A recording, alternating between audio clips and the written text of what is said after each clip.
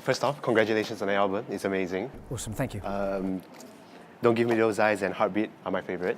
And what was the creative process like for the album, and how is it different for you compared to all of your previous work?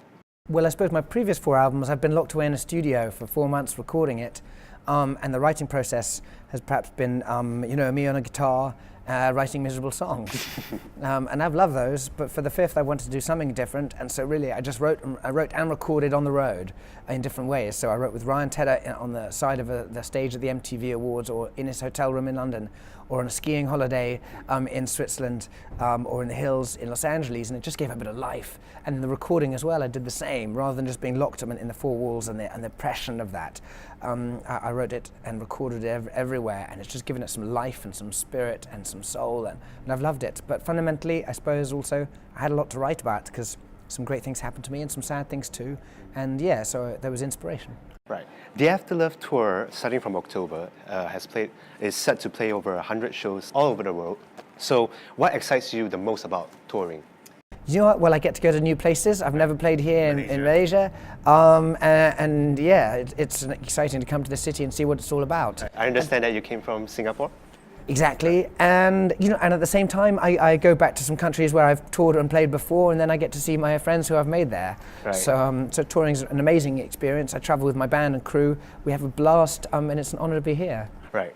When I got the message that we managed to secure like a one-on-one session with you, the first thought that crossed my mind was I'm going to ask him about your Twitter. Yeah. So you have over the years you built quite a reputation in delivering amazing comebacks in Twitter. So how did that all came for you?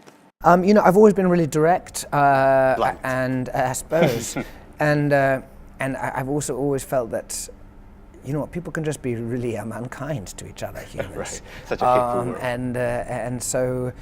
And particularly on social media. And I think it's worth pointing out that that's not necessarily acceptable, or we should be doing that, because we should be looking each other in the eye. Right. And I'm no better than you, and I don't think you're any better than me. We should be treating each other as equals.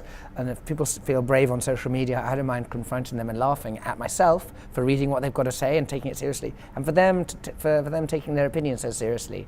Right. And so hopefully bringing humor in. Right. So Youre Beautiful is about a guy on drugs stalking somebody's girlfriend.